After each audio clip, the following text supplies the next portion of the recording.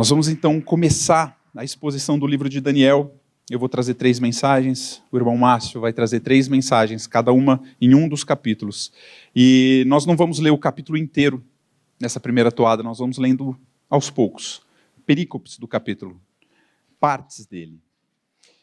E eu falo que já nos 2 primeiros versículos desse livro, a gente vê claramente que o livro é sobre a soberania de Deus. Ele vai falar que é ele quem institui, ele que destitui reis. Dos versículos 3 a 7, a gente vai ver que o mundo não se conforma com isso e ele traça uma estratégia contra o Senhor e contra os seus servos. Mas do 8 ao 14, ainda nesse primeiro capítulo, a gente vai ver que Deus tem soberania sobre o governo vigente. E por fim, do 15 ao 21, nós veremos que o caminho do Senhor é sempre melhor. Esse primeiro capítulo, ele vai falar sobre a cultura de Deus. Senhor, nós não temos a menor condição de conhecer a Tua Palavra, entender a Tua Palavra, se o Teu Espírito não abrir o nosso coração para isso. Nós clamamos pela Tua misericórdia, nós clamamos pela Tua graça, nós clamamos pela Tua proteção, nós clamamos pelo Teu sustento, Pai. A Tua Palavra é o poder de Deus para a salvação de todo aquele que crê. Prepara corações. Nos mantenha esses 4 dias, Pai, com os olhos fixos no Senhor. Nos permite, Pai, por meio das Tuas Escrituras, conhecer mais de Ti. Como o Dimitri falou, nós somos carentes disso, Pai. Nós precisamos, nós ansiamos por isso, por mais de Ti, por mais do Teu Filho. Revela o Teu Filho em nós, em nome de Jesus. Amém. Então, meus irmãos, no primeiro versículo do primeiro capítulo de Daniel, os versículos ali, na verdade, 1 e 2, nós vemos que é o Senhor quem institui e destitui reis. Vamos ler. No 3º ano do reinado de Jeoaquim, rei de Judá, veio Nabucodonosor, rei da Babilônia, a Jerusalém e a sitiou. O Senhor lhe entregou nas mãos a Jeoaquim, rei de Judá, e alguns dos utensílios da casa de Deus. A estes levou-os para a terra de Sinar, para a casa do seu Deus, e os pôs na casa do tesouro do seu Deus. A gente vê que sim, Nabucodonosor, ele sitiou a cidade, mas foi o Senhor quem entregou a Joaquim nas suas mãos. E mais, Deus entregou os utensílios da sua própria casa nas mãos de Nabucodonosor para que ele levasse à casa do seu Deus. Quando uma nação antigamente vencia uma batalha, não era só o povo que triunfava, mas era o Deus daquela nação que triunfava sobre o Deus da nação inimiga. E levar os utensílios do Deus da nação inimiga para a casa do seu próprio Deus, era você mostrar como o seu Deus é superior e subjugou o Deus da nação inimiga. Veja que humilhação para o Deus dos deuses. Os judeus e os babilônicos olhando ele sendo derrotado. E o símbolo dele, os utensílios da sua casa, levado para a casa dos deuses da Babilônia. Isso era um sinal claro do Senhor que o exílio prometido para o povo que virasse as costas para ele tinha chegado. Babilônia conquista Jerusalém. O Senhor abandonara o seu povo. A Babilônia, que é o símbolo da perdição, o antro do pecado, centro da iniquidade, a cultura que será chamada até o final das Escrituras de a grande prostituta. Ela triunfa sobre Jerusalém, que representa os filhos do Senhor, a morada do Senhor, a cidade santa, a casa dos seus escolhidos. Mas Babilônia não estava contente em simplesmente vencer essa guerra, a guerra militar. Ela intentaria algo mais. Afinal, se a gente já venceu o Deus deles, vencer eles se torna ainda mais fácil. Mas não, o Senhor não foi humilhado. O Senhor, ele permitiu que isso acontecesse para tratar com o seu povo. Ele permitiu que isso acontecesse para tratar conosco, aqui, 2000 anos depois. Mas, para além disso, ele permitiu que isso acontecesse para que o seu nome fosse exaltado e todo o governo, por toda a eternidade, soubesse que ele é o único soberano. Afinal, versículo 2, o Senhor entregou Joaquim nas mãos de Nabucodonosor. Agora, se o Senhor permitiu, também não se iludam. O inimigo ama quando o Senhor faz isso. Quando o Senhor permite que ele triunfe por um breve momento. E ele vem com todas as forças para cima dos seus. Porque assim, se os inimigos não podem nada contra o Senhor, eu tenho uma novidade para vocês, nós não somos Deus. E eles podem muito contra a gente. Eles organizam uma estratégia e aproveitam ao máximo o tempo que eles têm de governo, de triunfo, mas eles não vão triunfar até o fim. Salmo 2, ele vai dizer que os reis desse mundo, eles se levantam, e os príncipes conspiram contra o Senhor e contra o seu ungido. Sabe o que eles dizem? Vamos sacudir de nós as algemas dele. Eu não quero estar debaixo desse domínio desse Deus. Eu não quero estar debaixo dessa prisão. Vou conquistá-lo. Mas no versículo 4, a resposta do Senhor é que ele dá risada desses povos. Ele zomba desses que intentam qualquer coisa contra ele. Pega uma pedra, joga no sol. Você vai conseguir? Você vai, Bruno, isso é coisa de maluco. Ninguém vai conseguir atingir uma pedra no sol. Mas eu garanto que nós estamos mais próximos de acertar o sol jogando uma pedra do que qualquer um dos reinos desse mundo fazer qualquer coisa contra o Senhor. Mas como eu falei, eles podem atingir a gente. Só que eles não vêm, eles já vieram muito, e ainda acontece, com armas e destruindo, mas, como já diziam os patrísticos, o sangue dos mártires, eles são a semente da igreja. Quanto mais Satanás ataca de fora, mais a igreja floresce. A estratégia da Babilônia, a estratégia de Satanás, a estratégia desse mundo não é vir vestido de vermelho, com um olho amarelo, tridente na mão, risada diabólica, dente pontudo. Isso a gente ia se defender. A estratégia deles, nós vamos ver nos versículos de 3 a 7, é outra. Disse o rei a Aspenaz, chefe dos eunucos, que trouxesse alguns dos filhos de Israel, tanto da linhagem real como dos nobres, jovens, sem nenhum defeito, de boa aparência, instruídos em toda a sabedoria, doutos em ciência, versados no conhecimento, e que fossem competentes para assistirem no palácio do rei, e lhes ensinasse a cultura e a língua dos caldeus. Determinou-lhes o rei a ração diária das finas iguarias da mesa real e do vinho que ele bebia, e que assim fossem mantidos por 3 anos, ao cabo dos quais assistiriam diante do rei. Entre eles se achavam dos filhos de Judá Daniel, Ananias, Misael e Azarias. O chefe dos eunucos lhes pôs outros nomes, a saber, a Daniel, o de Beltesazar, a Ananias, o de Sadraque, a Misael, o de Mesaque, e a Azarias, o de Abdenego. A ordem partiu do próprio rei. Qual foi a ordem? Eu quero os melhores. Eu quero os melhores dos melhores. Veja no versículo 3. Da linhagem real e dos nobres. O que é isso? São pessoas que já receberam alguma boa educação, são pessoas que têm certa influência, sabem se portar. Aquilo que a gente chamava antigamente de pessoa de berço.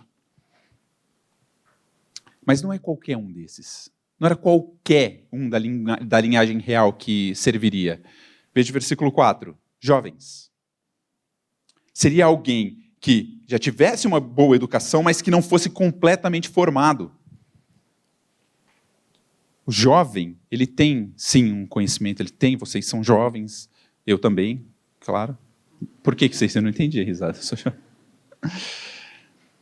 Nós temos certo conhecimento, mas os jovens, eles ainda estão muito suscetíveis às influências. Daniel aqui, ele não tinha mais do que 15 anos de idade. Muito próximo da idade com que a gente entra na faculdade.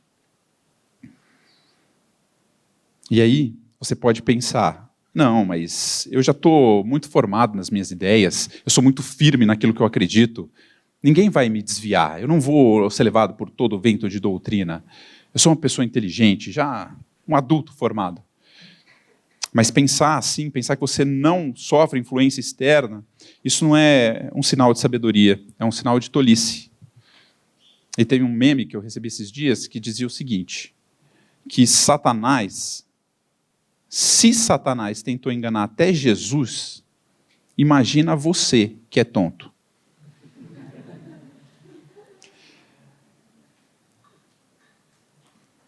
A gente precisa estar esperto. A gente ainda sofre essas influências. Mas não era só da linhagem real, dos nobres, jovens. Veja a sequência. Sem nenhum defeito e de boa aparência. Aí está falando dos atributos físicos dos rapazes. Boa aparência abre portas. Eles sabem disso.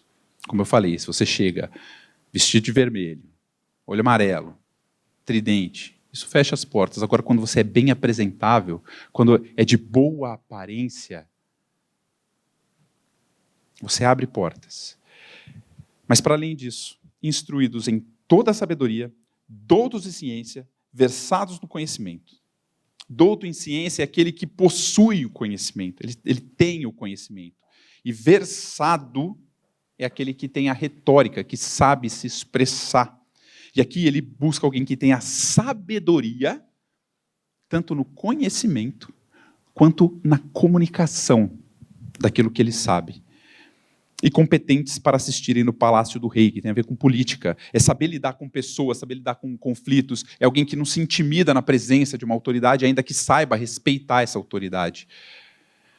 Então, assim, está falando de verdade dos melhores, dos melhores, dos melhores. Eu não creio que a gente tenha na geração, não é nem só aqui, mas nessa geração, pessoas desse calibre, nessa idade. Para e pensa na característica de cada um desses. Esses, os melhores dos melhores dos melhores, era o que eles queriam levar para influenciar. E nós achamos que nós já estamos seguros contra as investidas do maligno. E o que a gente dá para os melhores dos melhores dos melhores? O melhor? Versículo 5. Determinou o rei a ração diária das finas iguarias da mesa real e do vinho que ele bebia, e que assim fossem mantidos por 3 anos, ao cabo dos quais assistiriam diante do rei. A Babilônia prometeu sustentar eles. O rei pagaria pelo sustento deles. Olha que honra! Da comida, casa, bebida, preparar, dar instrução para que você trabalhe junto com o rei. Vamos tentar traduzir? O rei ofereceu uma bolsa integral na melhor faculdade da época. Tudo pago. Comida, mensalidade, casa, roupa, tudo. Na melhor faculdade que eles tinham. E se não bastasse isso, você ainda teria a garantia de, uma vez que você se formasse, de você ser contratado como um funcionário público sem precisar passar por concurso.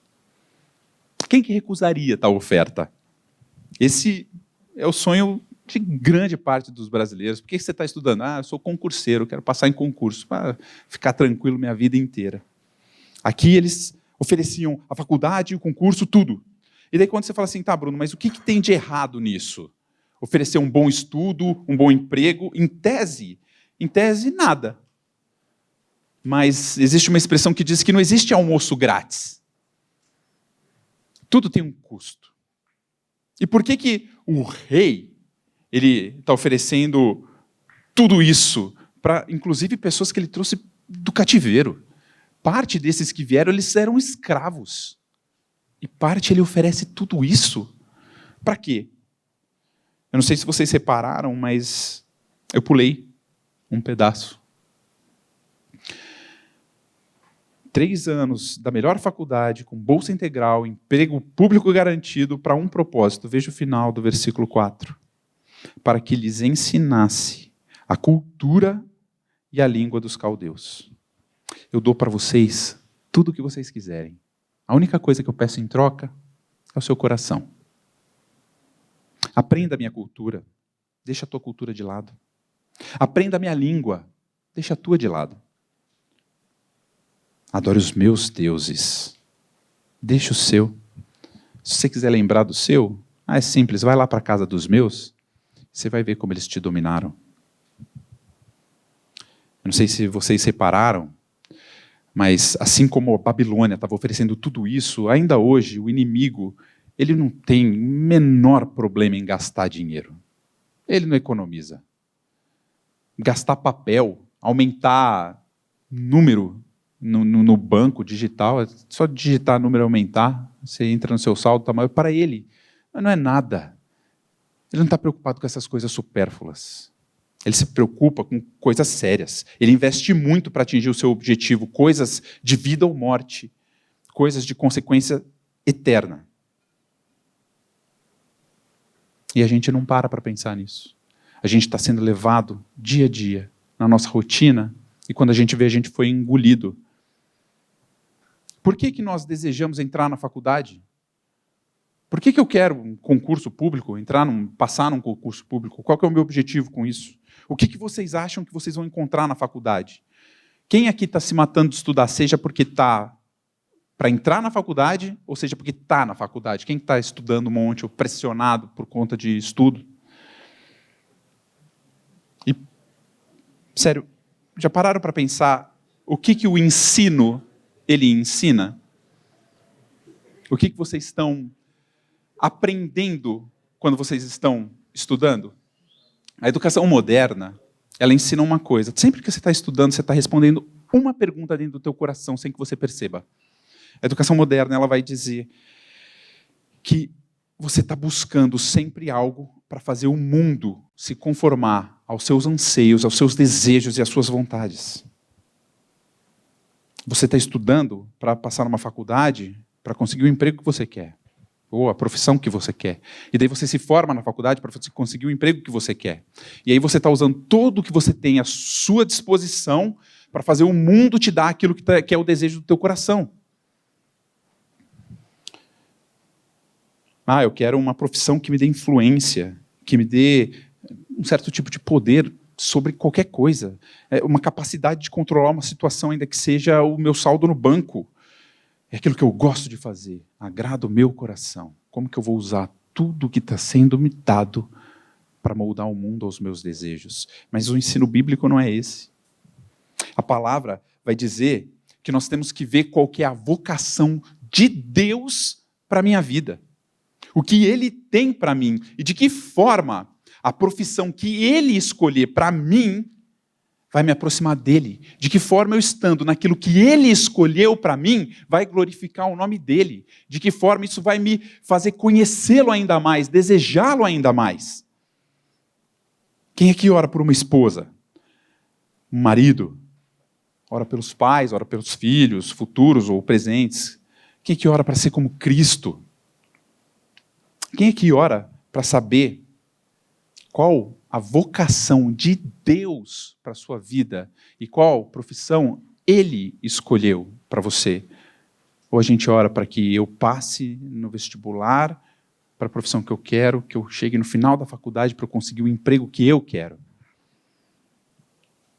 A faculdade é o maior desejo e o maior receio dos pais.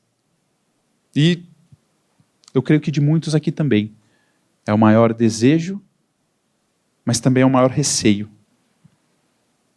Porque, por mais que vocês queiram muito entrar, vocês sabem que lá dentro não vai ser fácil e eu não estou falando de estudo. Vocês sabem que vocês ralaram para entrar e agora que vocês estão lá dentro, não é fácil. Por que você quer tanto entrar na faculdade? Por que você quer tanto se formar? Ah, porque eu quero conseguir um bom emprego, Bruno. Eu quero ganhar bem. Eu quero sustentar minha família. Eu quero viver bem. Tá.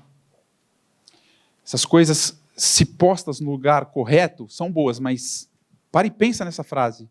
Você quer ganhar bem para viver bem? É isso que o Senhor nos ensinou. Ele falou que você pode servir a 2 senhores, ou a Ele ou ao dinheiro. Não é o dinheiro que vai dar uma boa vida para você. Por mais que essas coisas sejam boas e seja bom almejá-las no Senhor, elas não são o alvo da nossa vida. O alvo da nossa vida é buscar o reino de Deus e a sua justiça, e todas as demais coisas serão acrescentadas. Sabe o que a sociedade, o mundo precisa? Nós precisamos de médicos, engenheiro, juiz, fotógrafo, motorista, coveiro, professor, lixeiro, coveiro. A gente precisa dessas coisas. E em que reside a dignidade de cada uma dessas profissões? No dinheiro? Na influência? No status? No poder que cada uma dessas profissões dá? A dignidade de cada profissão, ela reside no fato de você estar ou não fazendo a vontade de Deus, a vocação que o Senhor escolheu para a tua vida. Ponto. Entenda de uma vez por todas. A sua vida, ela não é sobre você. A sua vida é sobre Deus. O livro de Daniel, ele não é sobre Daniel. Ele é sobre Deus. O tema do acampamento é não vos contamineis, mas eu tenho uma péssima notícia. Nós já estamos contaminados. O mundo já nos apreendeu na sua cultura. A gente já fala a língua dos caldeus, a gente já está imerso na cultura deles. A gente se acostumou com a sua linguagem, o nosso modo de falar é igual ao do mundo. As músicas que a gente ouve, as roupas que a gente veste. Por que a gente não usa as mesmas expressões que os nossos pais usam, mas eu uso a expressão que o meu amigo usa? Por que eu não me visto como os meus pais se vestem, mas eu me visto como o meu amigo se veste? Por que eu não escuto a música que eles escutavam, mas eu escuto as novas? Por que os meus pais não fizeram isso com os pais deles, mas fizeram com os amigos? E assim por diante, a gente aprende que isso é cringe. Mas na Bíblia é exatamente o oposto. A palavra fala para nós grudarmos nos anciãos, bebermos da sabedoria deles. É deles que a gente aprende. Com que roupa você vai na academia? O que você compartilha no WhatsApp, no Insta, no TikTok? Que tipo de música você ouve? Ah, mas essas coisas não me influenciam, elas não têm efeito sobre mim. De verdade, você acha que a cultura ela não molda a personalidade de uma pessoa? Eu vou citar aqui uma frase que ela é atribuída a Platão. Ele diz assim: deixe-me controlar a música de uma nação, e eu não me importo com quem faça as suas leis. Deixe-me escrever as músicas de uma nação, e eu não me importo com quem faça as suas leis. Porque o povo, ele não vai obedecer às leis. Ele pode fazer de fora para dentro. Mas se você coloca a tua cultura na música, você consegue moldar a personalidade de uma nação. A cultura é o que guia a nação. E aí, olha para a nossa cultura. Olha para a nossa nação. Sexta-feira de carnaval. Será que nós estamos contaminados? Agora, será que isso é suficiente também para a Babilônia? Eles queriam ir além. Não bastava a cultura. Não bastava a língua, eles queriam mais. Versículo 6. Entre eles se achavam dos filhos de Judá, Daniel, Ananias, Misael e Azarias, o chefe dos eunucos. Além de ter feito tudo isso, pôs outros nomes. Daniel, Beltesazar, Ananias, Sadraque, Misael, Mesaque, Azarias, Abdenego. O nome deles foi mudado porque o inimigo ele busca desviar os nossos olhos do Senhor. Cada um desses nomes, Daniel, Misael, Azarias, Ananias, eram nomes que apontavam para o Deus deles. Daniel é Elohim é meu juiz. Ananias, Jeová é misericordioso. Misael é quem é como Elohim. E Azarias é Jeová é o meu auxílio. Nomes que exaltam a Deus. Mas eles receberam Daniel, Beltesazar, o guarda dos segredos de Bel. Sadraque e Mesaque, a definição ela não é muito clara, não são nomes fáceis de traduzir, mas Sadraque tem alguma derivação do deus Marduk, e Mesaque muito provavelmente também atribuída à deusa Vênus. Abednego é o servo, o escravo de Nego. Olha o que Babilônia quis mudar. Quatro pilares de uma civilização. A cultura, a língua, a comida e os nomes. É isso que caracteriza uma civilização. Quem aqui assiste rugby, já viu aquela dança haka? Já viu? Alguém já viu eles dançando haka? Vou fazer. Vem cá. Você me ensinou? Faz que nem você fez para as crianças aquele dia. Qual é a nação que faz isso? Nova Zelândia. Tá. Alguém já ouviu falar do chá das 5? O Hildo já. Chá das 5. O Márcio talvez também tenha ouvido falar. Inglaterra. Chá das 5. Carnaval, vocês lembram de que nação? A cultura, ela é característica de uma nação. A língua também. Português fala português. O inglês fala inglês. E os portugueses, quando vieram e quiseram colonizar o Brasil, o que fizeram? A língua. Agora, os brasileiros falam português. Os americanos, mesma coisa, falam inglês. Característica de uma civilização. A comida. Um feijão tropeiro é da onde? Pãozinho de queijo. O pãozinho de queijo, uai, vem da onde? Quando eu falo em cheeseburger, que nação que vocês lembram? Pizza, sushi. Olha como é de fato característica de uma cultura. E nomes. Michael. Não é do Peru, né? João da Silva. Ramon Hurtado.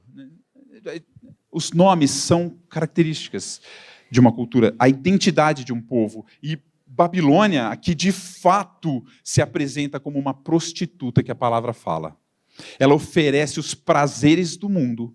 Ela oferece tudo o que o desejo do coração dos jovens queria. Porque ela queria algo mais. Ela buscava algo mais. Ela queria o coração desses jovens.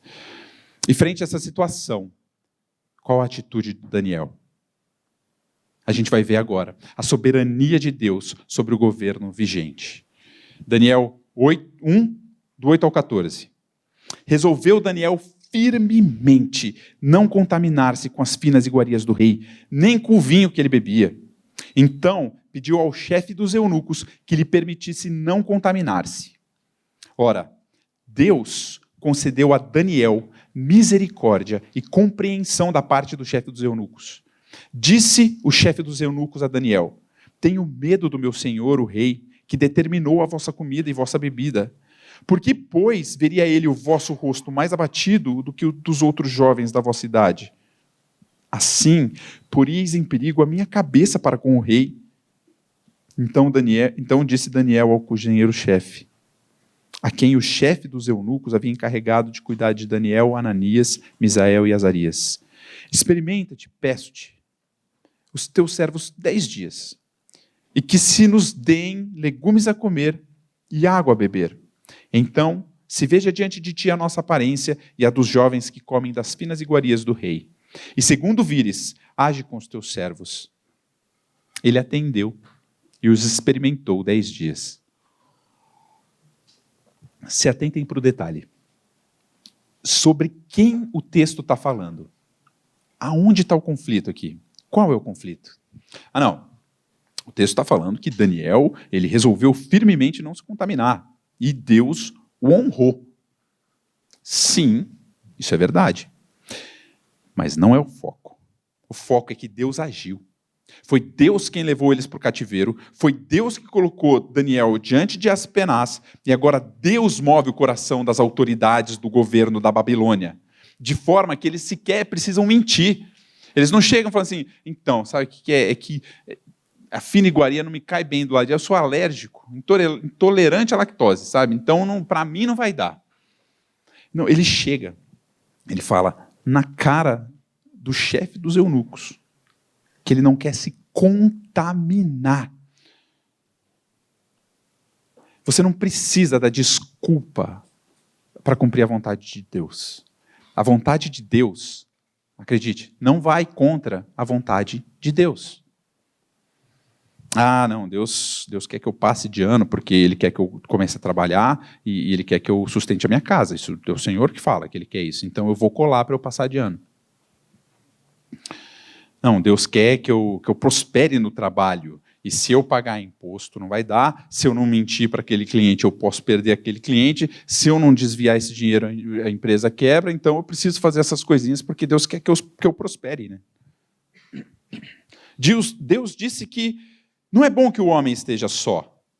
Então, enfim, eu vou transar com a minha namorada ou com o meu namorado. Não vou transar. Mas também aguentar a gente não consegue. Então, encontro meios de me satisfazer sozinho. A palavra de Deus não vai contra a palavra de Deus. Daniel olha na cara do chefe dos eunucos e fala, eu não quero me contaminar com o que você vai me entregar. E qual que é o resultado? Versículo 9. Ora, Deus concedeu a Daniel misericórdia e compreensão da parte do chefe dos eunucos. Só o fato de Daniel não ter sido morto ao falar essa frase já é um milagre. Mas quando Deus trabalha, veja que a palavra diz em Provérbios 16, 7. Sendo o caminho dos homens agradável ao Senhor, este reconcilia com eles os seus inimigos. O Senhor move montanhas. Não faça concessões com Deus para agradar a homens. Faça concessões com os homens, a fim de agradar a Deus. Porque é Ele quem controla até mesmo o coração dos seus inimigos.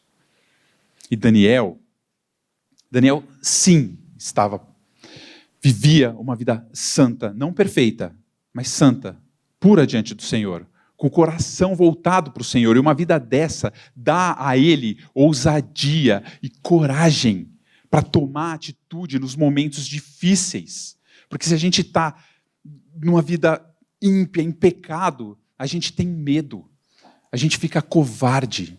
A gente acha que na hora que nós nos posicionarmos, Deus virá e vai expor a minha iniquidade. Mas na pureza a ousadia, na pureza a coragem. E olha o que o chefe dos eunucos respondeu. Eu tenho medo do meu senhor, Daniel, sabe? Ele vai ver o rosto de vocês mais abatido que o dos outros jovens e a minha cabeça vai estar em risco. Ele praticamente pediu desculpa. Eu falei, cara, eu não vou te atender, mas olha, foi mal, eu queria. Mas se eu não fosse morrer por causa disso, eu até faria. Mas daí, da minha vida, o Daniel, tenta na próxima eu te ajudo. Então o plano de Deus foi frustrado. Daniel achou graça diante dele, não foi morto, mas também não conseguiu o que queria. Não, aí ele é de novo ousado. E aí ele vai para o cozinheiro-chefe.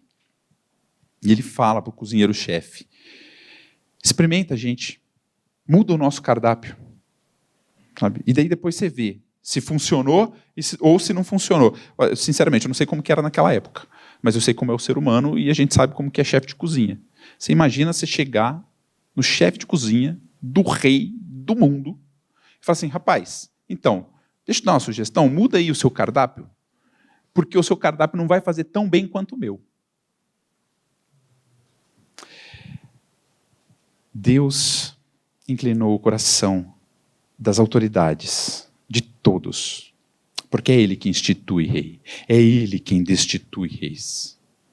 E aí eu vou reforçar, não foi a determinação de Daniel que fez isso. Não é o pensamento positivo, a obstinação. É o fato do Senhor derramar a misericórdia dele. Porque se o Senhor não agisse, a determinação, a resolução de Daniel terminaria na morte dele. Não importa o quão resoluto ele tivesse.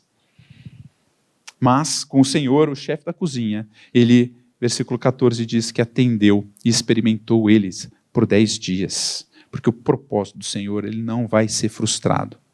Ele escolhe os seus, ele executa o seu plano, ele tem os seus caminhos.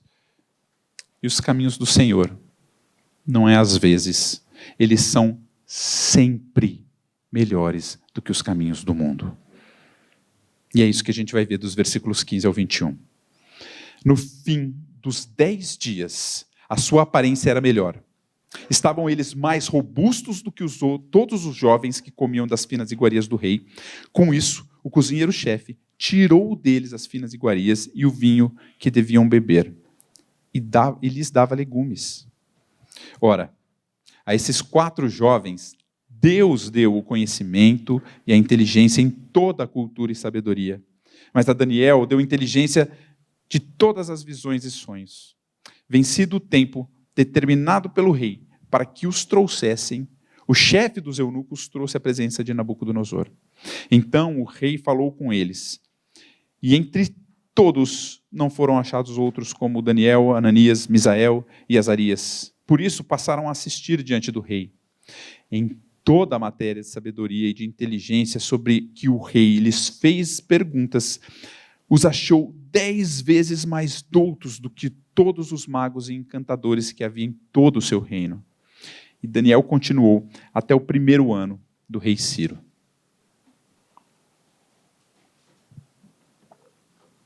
Deus é poderoso para sustentar? Eles ficaram mais robustos comendo legumes e água, bebendo água. Isso a gente geralmente faz para dieta, né? Aí tem os engraçadinhos que falam, mas vaca, como a vaca é gorda, ela só come... A porção das finas iguarias do rei era uma comida com muita sustância. Era uma comida que permitia que eles tivessem o corpo fisicamente bom para que a cabeça funcionasse. Era para deixar eles com mais vigor, mais robustez. Mas foi os legumes que, contra a natureza dos legumes, o fizeram. Soma-se a isso o fato deles não ficarem se embriagando junto com os demais. Porque os outros bebiam vinho. Mas a palavra vai dizer, em Provérbios 31, nos versículos 4 e 5, que não é próprio dos reis beber vinho, e nem dos príncipes desejar bebida forte, para que não bebam e se esqueçam da lei, e pervertam o direito de todos os aflitos. Eles se guardaram. E aí vou abrir só um parêntese aqui. Tem uma coisa sobre a bebida que a gente precisa lembrar. Provavelmente vocês já sabem, mas a gente precisa lembrar. Se você for o único sóbrio entre os bêbados não vão notar. Grandes homens caíram por conta de bebida. No capítulo 5, a gente vê Belsazar a ponto de perder a guerra. Estava sendo dominado. Ele ia morrer naquela noite. Ele estava dando festa e bebendo. Alexandre o Grande morreu aos 33 anos com problema de bebida. Tem uma história de um duque de Wellington, um britânico. Na época da guerra, ele estava passando pela Península Ibérica com seu exército e ele soube que à frente tinha um grande estoque de vinhos espanhóis. E aí ele parou o exército que estava marchando, mandou alguns à frente explodir o vinho. Depois que ele explodiu aquele estoque de vinho, ele continuou. Ninguém, se esses homens, sendo quem eram, eles estavam sujeitos a isso, ninguém está imune. A palavra vai falar, não vos embriagueis com vinho, mas enchei-vos do Espírito. Fechando parênteses. O chefe o chefe mudou a dieta deles, permitiu que eles não se contaminassem, mas o que garantiu que eles não se contaminassem? A determinação? Não. O Senhor.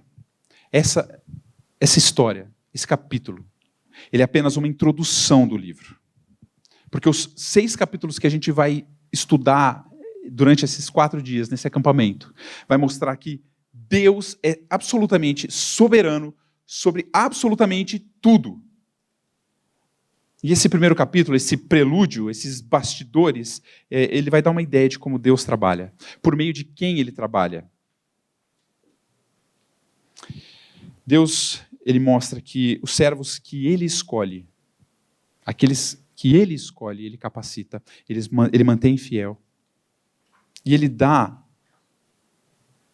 além do que o mundo oferece. Porque o que a Babilônia ofereceu? Um belo estudo com a bolsa e um belo trabalho. Nós vamos ver ao longo que Daniel foi se elevando cada vez mais nesse trabalho, acima dos outros, como a gente viu, inclusive, quando ele fez o teste aqui com Nabucodonosor. Mas presta atenção, com cuidado, no versículo 17. Olha o que Deus deu para esses 4 jovens.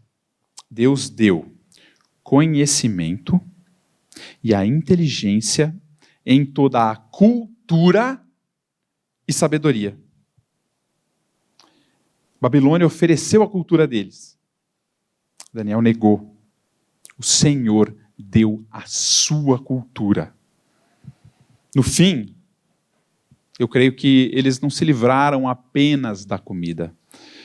Porque eu vejo alguns comentaristas falando assim, por que a comida eles não aceitaram?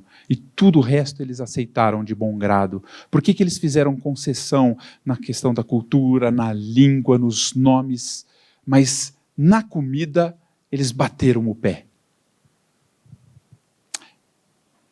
Eu entendo que a cultura que eles aprenderam não foi a que eles adotaram. Eles não se deixaram contaminar. A gente tem 3 opções nessa vida. Nós podemos nos isolar, nós podemos imergir, ou nós podemos nos inocular. Eu vou dar um exemplo. Você pode morrer afogado. A água mata, não mata? Você pode morrer afogado. Existe esse risco? Existe. Então, eu vou evitar todo contato com a água para o resto da minha vida. Esse é o jeito de eu me isolar. Ah, não, eu vou ter contato com a água mesmo. Não vai dar certo isolar, não vai funcionar. Então, quer saber como eu vou ter contato com a água? Eu vou pegar meu filho de 2 meses de idade e já vou jogar ele numa piscina, porque ele precisa aprender a nadar, ele vai ter contato. Isso é imergir. E o que é inocular? Inocular é aos poucos, você introduzindo quando aquela pessoa tem capacidade de lidar com o desafio que está à sua frente. Até que chegue um ponto em que um adulto possa mergulhar de um lado da piscina e sair do outro sem que morra afogado. Foi isso que Daniel, Ananias, Misael e Azarias viveram. Eles aprenderam a cultura dos caldeus? Aprenderam. Aprenderam a língua? Aprenderam. Tiveram os nomes trocados? Tiveram. Mas quando eles conversavam entre si, e a gente vai ver isso no capítulo 2, por exemplo, no versículo 17, quando eles estão conversando entre si, eles usam um nome de hebreu deles. O livro de Daniel, grande parte, foi escrito em hebraico. E eles receberam do Senhor a cultura, a sabedoria do Senhor. E você percebe como a sabedoria do Senhor, ela é superior até mesmo para a Babilônia. O rei Nabucodonosor viu a sabedoria do Senhor e preferiu essa do que a dos seus magos. Ah, Bruno, eu recebo várias aulas sobre essas ideologias, e se eu não responder dessa maneira, eu não vou conseguir um emprego. Como Daniel fez. Se moldou, se isolou, imergiu. E o Senhor, ele tinha falado para esse povo que eles estariam um bom tempo lá. E o Senhor não falou, se isola, não conversa com ninguém. Em Jeremias 29, dos versículos de 4 a 7, o Senhor fala para os exilados que ele deportou para a Babilônia, ele fala, edifica a casa, habita nela, planta pomar, come fruto, pega esposa para vocês, gera filhos, toma esposa para os vossos filhos, vocês vão ficar aí tempo. Vocês não vão ficar isolados.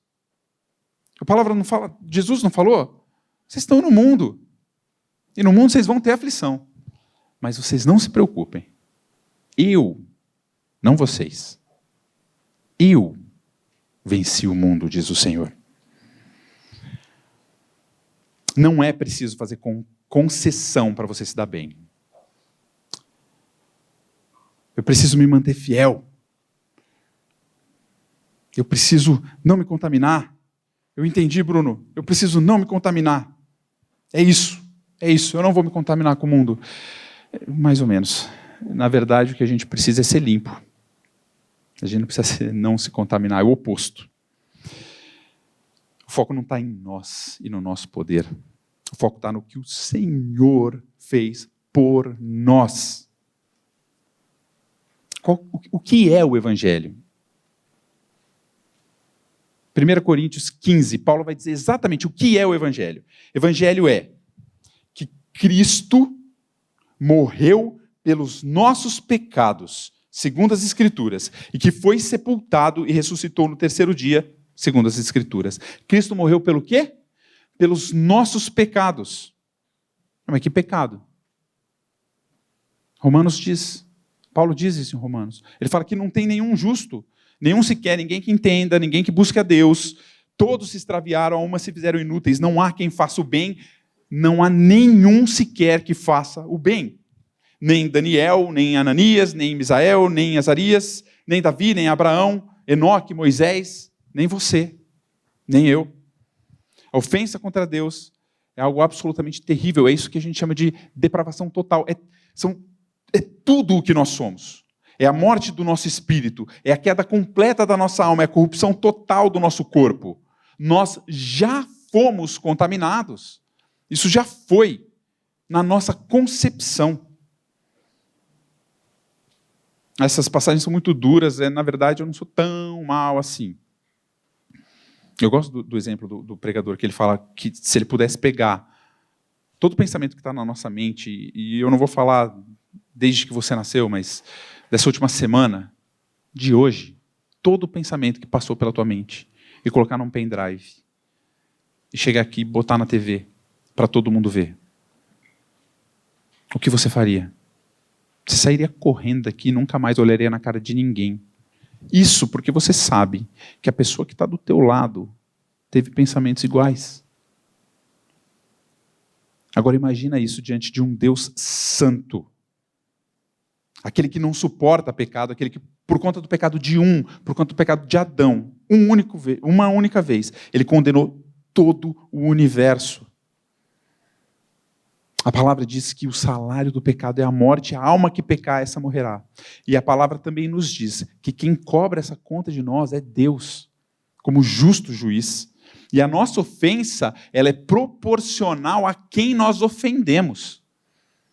Não só ao ato que nós fazemos, mas contra quem. E se eu fiz uma ofensa contra o Deus eterno, a minha punição necessariamente é eterna. Deus, por toda a eternidade, ele vai derramar o cálice de toda a sua ira sobre cada um de nós. Cada um vai pagar segundo as suas obras, por cada ação, por cada palavra, ou por cada pensamento que teve. Mas Deus, sendo rico em misericórdia, e por causa do grande amor com que nos amou, estando nós mortos em nossos delitos, nos deu vida juntamente com Ele. Pela graça sois salvos. O que isso quer dizer? Isso quer dizer que Jesus veio aqui na terra e ele, assim como eu e você, foi tentado em exatamente as mesmas coisas, com uma diferença: ele não pecou, nunca pecou. e o precioso, o valioso Filho de Deus, o Cordeiro sem defeito, o Messias, ele veio para pagar o preço do nosso pecado. 2 Coríntios 5:21 fala que ele, que jamais conheceu pecado, Deus o fez pecado em nosso lugar, para que nele, em Cristo, nós fôssemos feitos justiça de Deus. Ele se revestiu de pecado. Não. Ele se revestiu de nós, para pagar o preço em nosso favor. Mas essa tinha que ser a paga. Esse tinha que ser o preço. Deus, de fato, tinha que matar a Jesus. Sim, ele é um Deus justo. Deus não pode simplesmente apagar os meus pecados, fingir que não aconteceu, beleza, perdoou, abracinho e tchau. Imagina um assassino diante de um juiz que chega com 2 argumentos. O primeiro, eu não sou tão mal assim, né? Juiz, você quer me condenar pelo assassinato de um? Pô, mas teve 8 bilhões que eu não matei. Ó, minha balança está pendendo pro eu sou bom. Ou, não, tudo bem, eu matei, mas eu estou arrependido. Beleza? Não, eu sou um juiz rico em misericórdia, minha graça, né, ultrapassa gerações, tranquilo, pode sair. Pode ser rico em misericórdia, pode ser rico em graça, mas justo ele não é. Deus é justo. E a palavra fala que agradou a Deus moer a Jesus Cristo, porque ele aplacou a sua ira, porque os nossos pecados nele foram pagos. E ao 3º dia ele ressuscitou dentre os mortos como uma prova do que Deus fez, foi suficiente, bastou. Que a gente não precisa fazer mais nada, porque o justo ressuscitou. Ele é o Salvador, ele é o Messias, ele é o Filho de Deus, ele é o Santo, ele é o Cordeiro de Deus. Não tem nada que eu e você possamos fazer para ficarmos limpos. Nós somos limpos e descontaminados por Ele. Ele nos fez justos, justificados e redimidos. Justificados e redimidos. Justificados e regenerados. Você sabe a diferença entre essas 2 palavras? Ser justificado é você ser tornado justo. É você ser considerado legalmente justo. Pensa num tribunal. Você é considerado justo diante de um juiz. E, de fato, pensa nessa ideia do tribunal. Você vai para o tribunal diante de um juiz, o juiz é Deus. Agora, você precisa de um advogado quando você está lá. E a palavra diz que nós temos um advogado, Jesus Cristo, o justo. E ele vai advogar em nosso favor. Como que ele faz isso? Como um representante legal. Assim como você dá uma procuração e aquilo que a pessoa conquista no nome dela vale para você, porque você deu a procuração para ela, o que um advogado conquista no tribunal, ele não conquista para si, ele conquista para o seu cliente. Jesus vai diante de Deus conquistar a nossa justiça, ou ter a certificação da nossa justiça. E como que ele faz isso? Será que ele faz assim, tipo, pai, seguinte, o Bruno é complicado, não, ele é falho, mas assim, dá uma outra chance. Olha com um olho um pouquinho melhor. Vamos entender a história dele? Pô, ele nasceu num lar humilde, a mãe morreu logo cedo, se ele não roubasse, ele morria de fome. É meio complicado a vida dele, pai. Eu sei que ele vacilou aqui e ali, mas dá uma chance. Ele não faz mais, tá bom? Aí Deus olha e fala assim, não. Pô, Jesus, te amo tudo. Você é meu filho amado, eu tenho todo prazer em você, mas complicado, né? Não, paizão, quebra essa, vai, eu não sou seu filho amado. Então, faz essa. Me cobra a próxima. Se ele fizer de novo, pode falar comigo, fechou? Ah, não, tá bom, meu filho, te amo, fechou. Não é assim que Jesus conquistou a nossa justiça. Jesus, ele entra no tribunal diante do Deus santo, inculpado, de nariz em pé, peito cheio, olhando no olho do juiz. E ele fala, eu vou ganhar esse caso, porque é justo e eu mereço. Esse caso, ele é meu por direito. olha para a minha vida. E tudo que eu fiz foi por esse pecador aqui. Eu vivi uma vida perfeita. Eu obedeci a tua lei, meu Pai, de forma perfeita. Eu sempre te amei, sempre amei os outros. Nunca agi de maneira reprovável, eu nunca menti, nunca cobicei. Nunca passou pela minha cabeça um único pensamento mau. Eu vivi em perfeita humildade, em bondade absoluta. E você, Pai, você me viu. E quando você me viu, você abriu os céus e proclamou em alta voz que eu sou o teu filho amado. Então, eu apresento essa minha justiça no lugar desse pecador. Examina meus arquivos, você vai encontrar a perfeita justiça. E o que eu fiz foi por causa desse pervertido, desse Bruno Azen. Deus olha para ele e fala, é fato.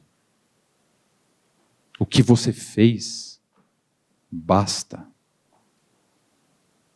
E quando ele olha para mim, ele não me vê, ele vê o seu filho. E por meio do seu filho que habita em mim, ele olha para mim e fala, Bruno, você é o meu filho amado, em quem eu tenho todo o prazer. Não por quem você é, mas porque o meu primogênito, ele vive em você. Mas não é só isso, tem mais. Além dele morrer a morte que era para ser nossa, ele nos dá a sua vida. Isso é a regeneração, é ele mudar quem a gente é, ele dá uma nova vida para nós. A justificação é nenhuma condenação há para os que estão em Cristo Jesus. A regeneração é algo inimaginável. É o Deus perfeito habitar dentro do pecador. Colossenses 3:1 vai falar dessa união. A palavra vai dizer assim: se fostes ressuscitados juntamente com Cristo, vocês foram ressuscitados juntamente com Cristo, Ele habita em você, então tá. Então busca as coisas lá do alto, onde Cristo vive, assentado à direita de Deus. Qual que é o resultado disso? Versículo 5. Se Cristo vive em você, quando a glória dele se manifestar, fazei, pois, morrer a vossa natureza terrena, que é prostituição, impureza, paixão lasciva, desejo maligno, avareza, idolatria. Ele, vivendo em nós, é a nossa descontaminação. Não é pelo que nós fazemos. Daniel, ele não deixou de se contaminar porque ele não comeu a comida. Em seu coração, a obra já havia sido feita. E aí, as atitudes que ele teve foram meras consequências daquilo que já havia acontecido no seu coração. Tem 2 pontos. O primeiro é que nós precisamos ser descontaminados pelo Senhor. E o segundo é que nós precisamos ser mantidos puros por Ele, porque pressão externa vai existir. A gente viu, Daniel sofreu.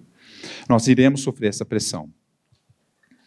E quando a gente vê os ímpios, a gente fala assim, eles prosperam.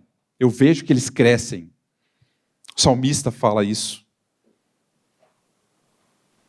Eu me atinei, eu olhei para eles, eles não dá nada errado. Mas não é para sempre. Não é para sempre. O salmista se atinou, entrou no santuário de Deus e viu qual é o fim. Uma das maiores enganações, o maior engano que o diabo pode fazer para a gente é dizer que o que ele oferece é mais prazeroso do que o que Deus oferece.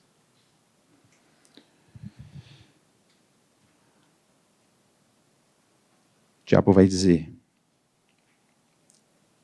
que o dinheiro que ele te dá, que é mais fácil conseguir, os prazeres dos pecados, que são mais fáceis de conseguir, que está na tua mão, isso é mais prazeroso do que uma vida de abnegação por Cristo.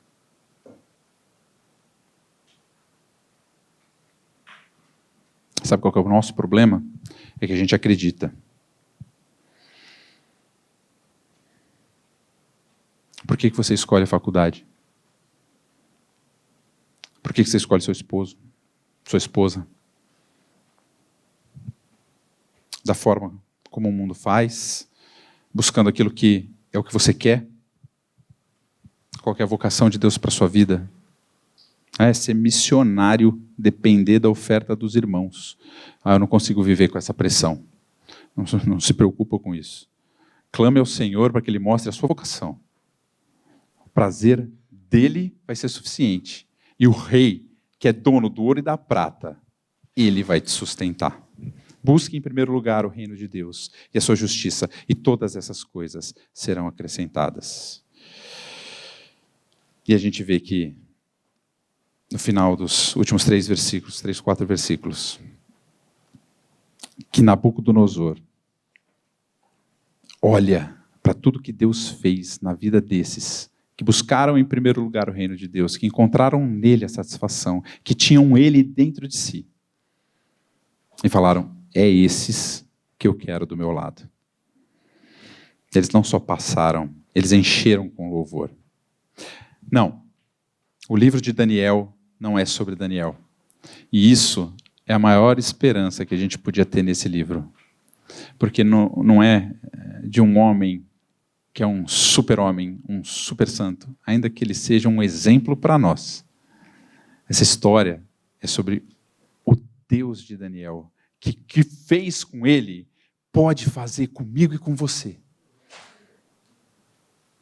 O Senhor fala, caso o meu braço está encolhido, eu fiquei fraco, depende ele de homens.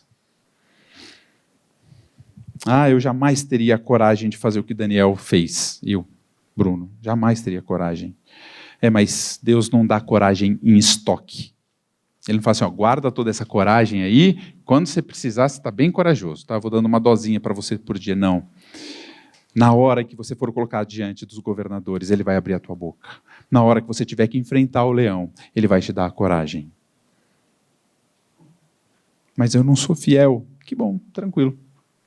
Fica de boa. Porque se nós somos infiéis, ele continua fiel, porque de maneira nenhuma pode negar-se a si mesmo. A nossa salvação não se encontra no fato de nós nos mantermos incontaminados do mundo, ainda que isso seja algo que nós devemos fazer. A nossa salvação se encontra no Filho de Deus, no Cordeiro de Deus, no Messias de Deus, em Jesus Cristo. Olhe para Ele. Olhe para Ele agora. Olha para ele durante esse acampamento, durante as ministrações, durante as brincadeiras, durante os trabalhos dos pequenos grupos. Olhe para Cristo. Olhe para ele quando você sair daqui. Olhe para ele o resto da tua vida. Porque nada mais importa. Nada. Que saístes a ver no deserto? Um caniço agitado pelo vento? Sim, que saístes a ver. Um homem vestido de roupas finas? Os que vestem roupas finas assistem nos palácios reais. Mas vocês, para que saístes?